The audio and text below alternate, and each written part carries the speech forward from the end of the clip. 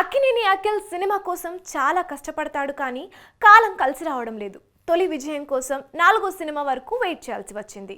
Agent మూవీతో block buster సాధించాలి అనుకుంటే డిజాస్టర్ అయింది. ఈ మూవీ రిలీజ్ అయ్యే సంవత్సరమైనా కొత్త సినిమా ఇంతవరకు అనౌన్స్ చేయలేదు. అయితే ఇప్పట్లో అఖిల్ కొత్త సినిమా సెట్స్ పైకి వచ్చే ఛాన్స్ లేదనేది ఇండస్ట్రీ ఇన్సైడ్ న్యూస్.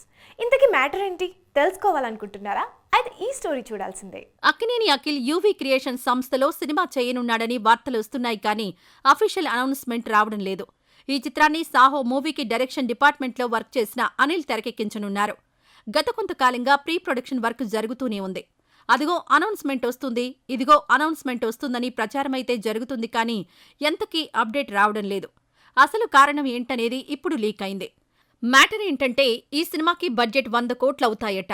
యూవీ సంస్థ ఆర్థిక ఇబ్బందుల్లో ఉందట. చిరంజీవితో నిర్మిస్తున్న విశ్వంబర మూవీపైనే 150 కోట్లు బడ్జెట్ పెట్టింది. అందుకనే అఖిల్ మూవీ ఆలస్యమవుతుందని టాక్ వినిపిస్తోంది. విశ్వంబర మూవీ సంక్రాంతికి రిలీజ్. ఈ సినిమా బిజినెస్ జరిగితే అప్పుడు యూవీ చేతిలో డబ్బులుంటాయి. అప్పుడు అఖిల్ మూవీని స్టార్ట్ చేయాలి అనుకుంటుందట. ఈ కారణంగానే అఖిల్ మూవీ ఆగిందని టాక్.